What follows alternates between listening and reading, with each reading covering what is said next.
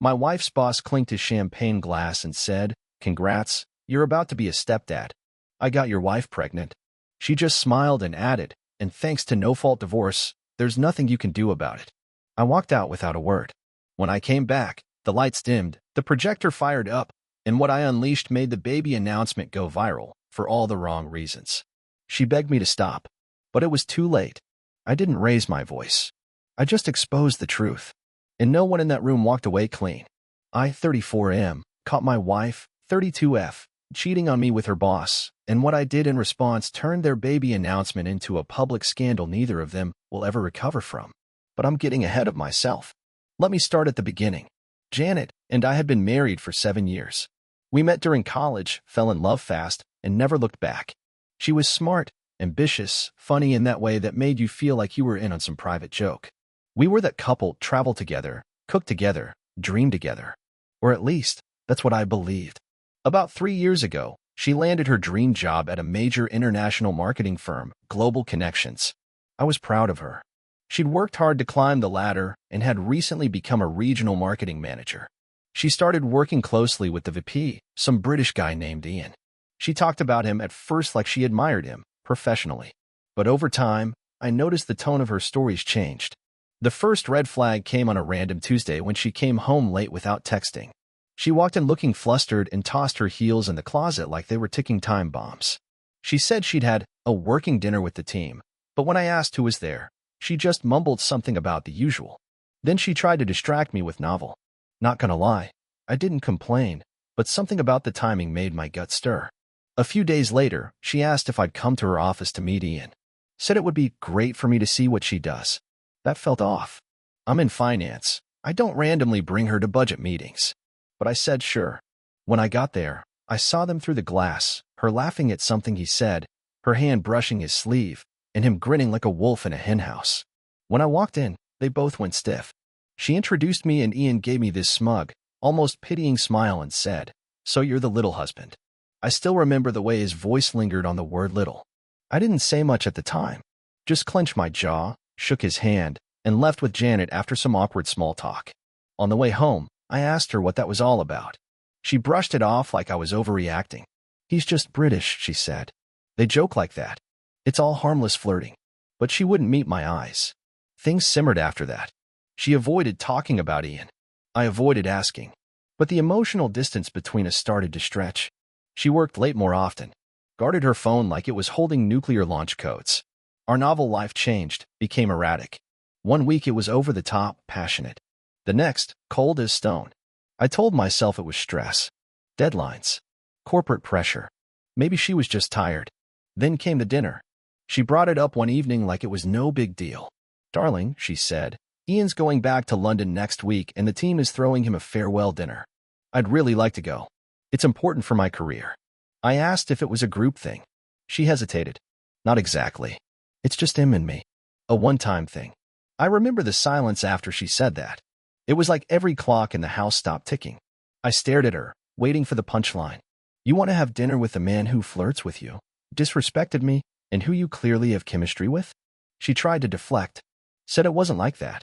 Said she just wanted to make an impression before he left, that it could help her promotion.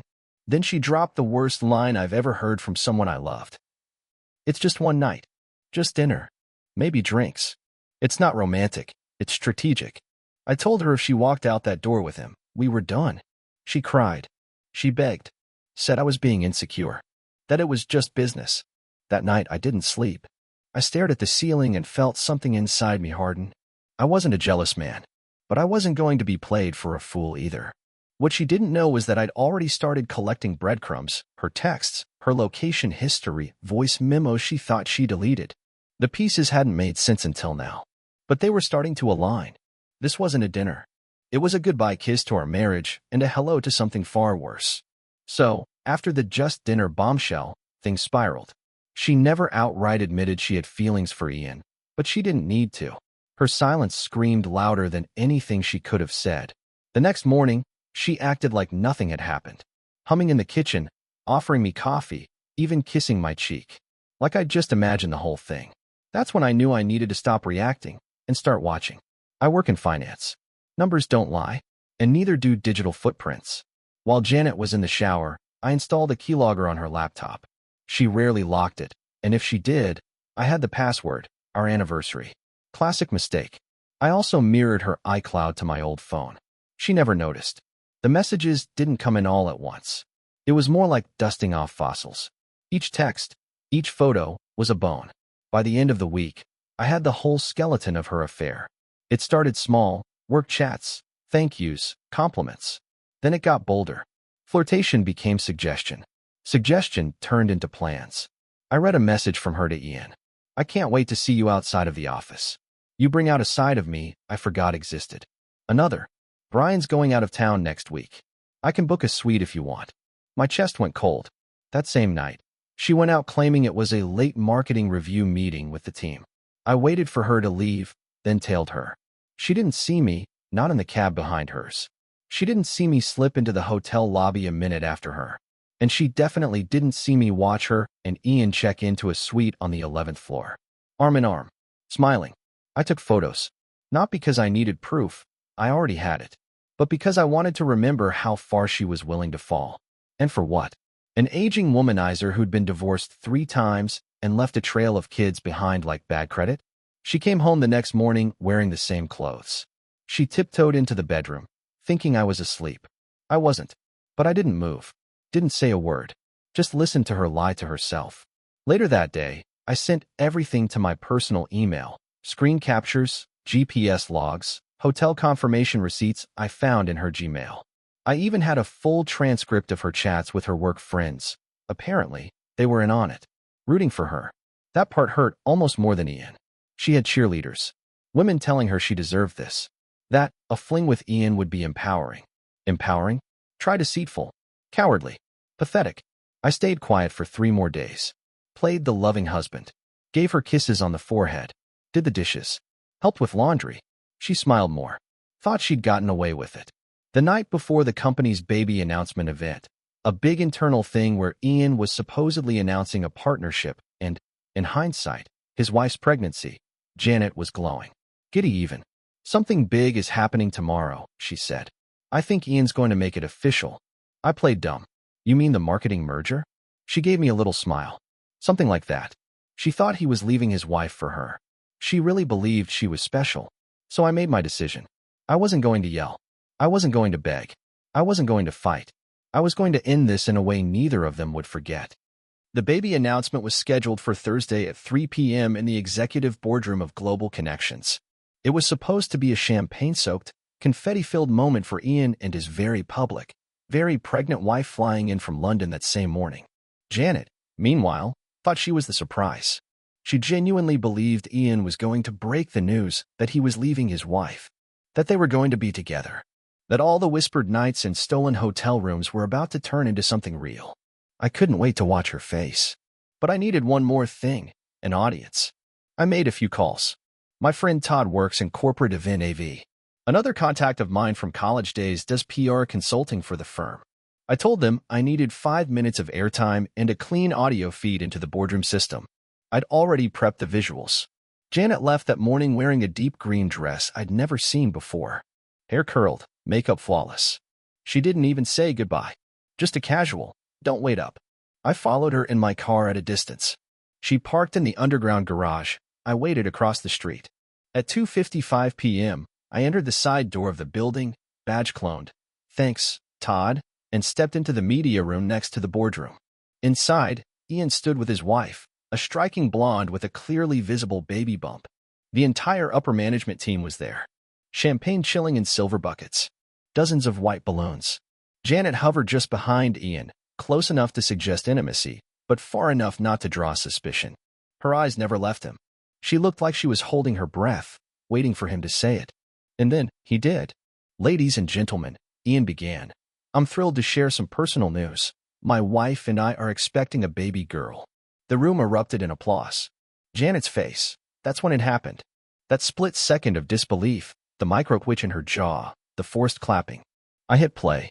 Across the video wall behind them, a slideshow began, only it wasn't Ian's curated reel. Slide 1.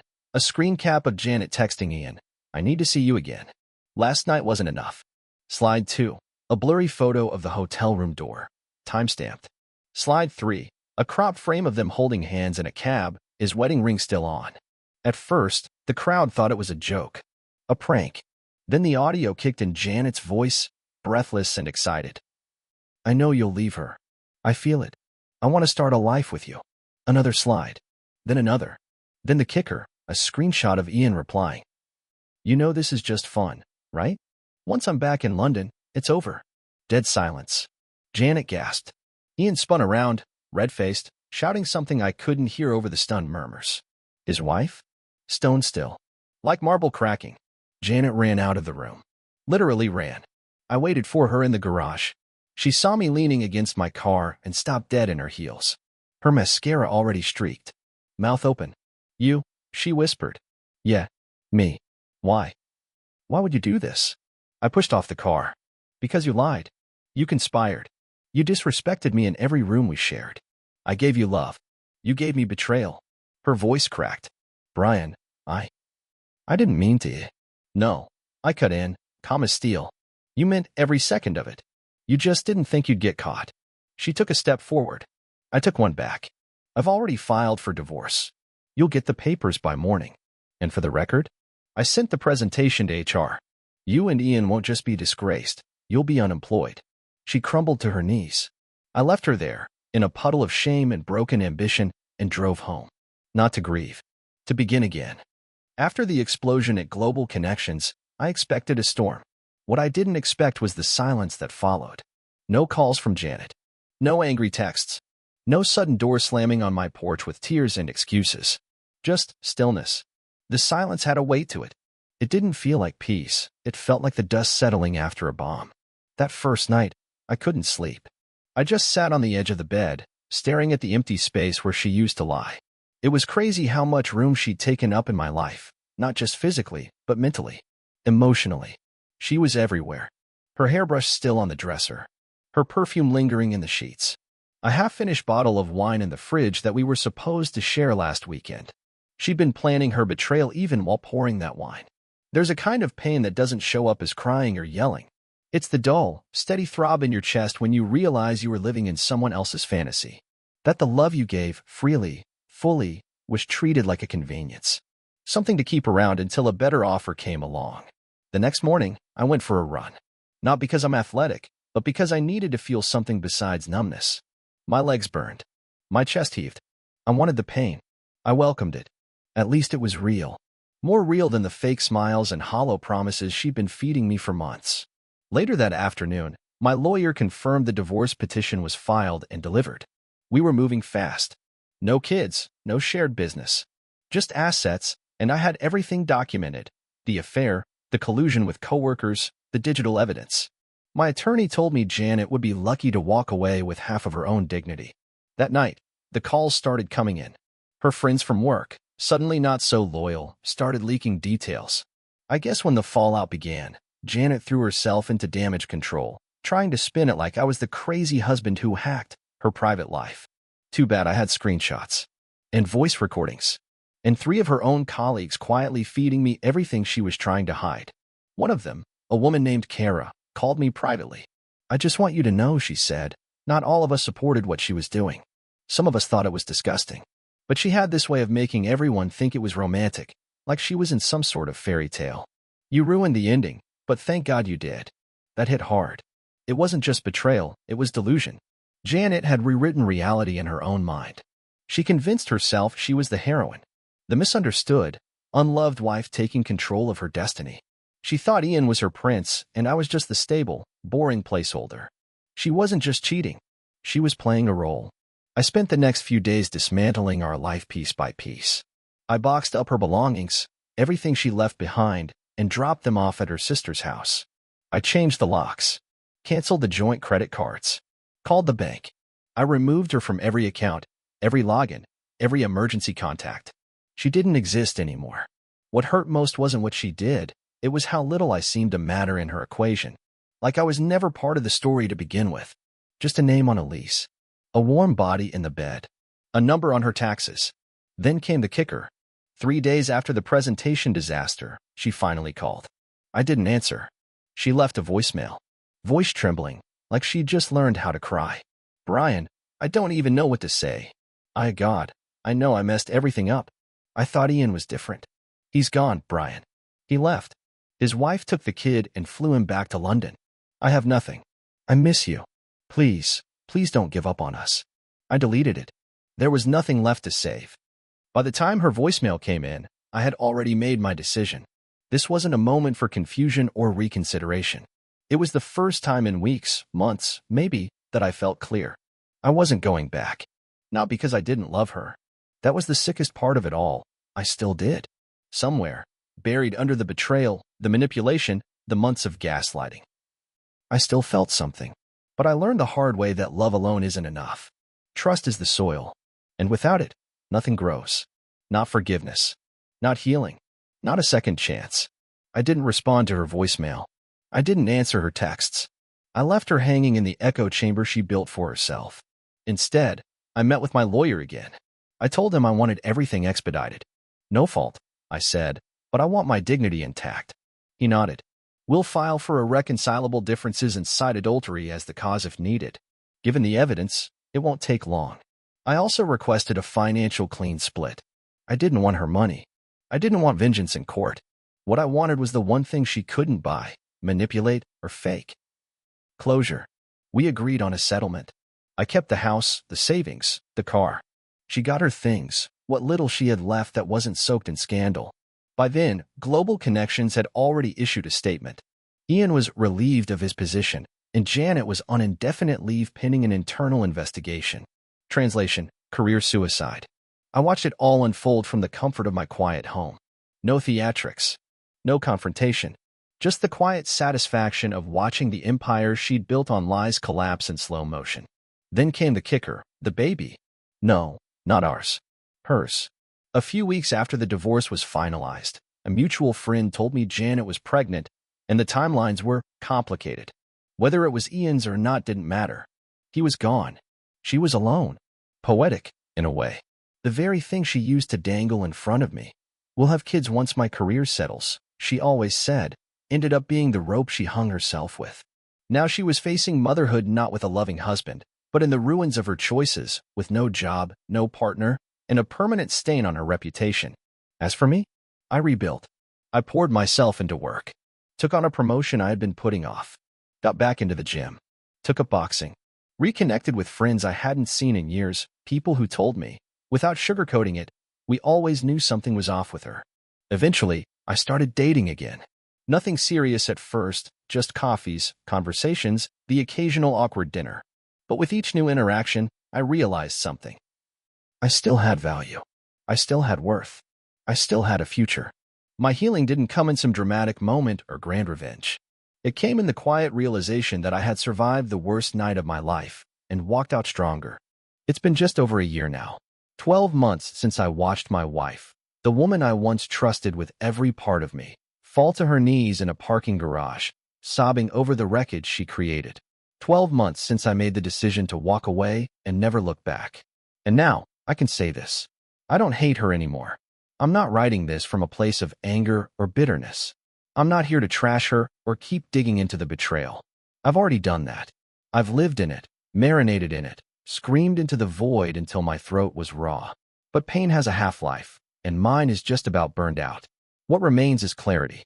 Here's what I know now, what I hope someone else reading this might carry with them if they're standing at the edge of the same cliff I was.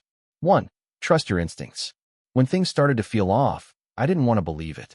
I rationalized. I excused. I gaslit myself to keep the peace. But deep down, your gut knows.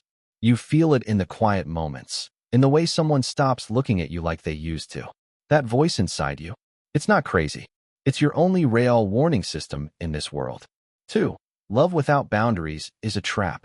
I loved Janet more than anything. And for a long time, I wore that like a badge of honor. But unconditional love isn't noble if it's unreciprocated.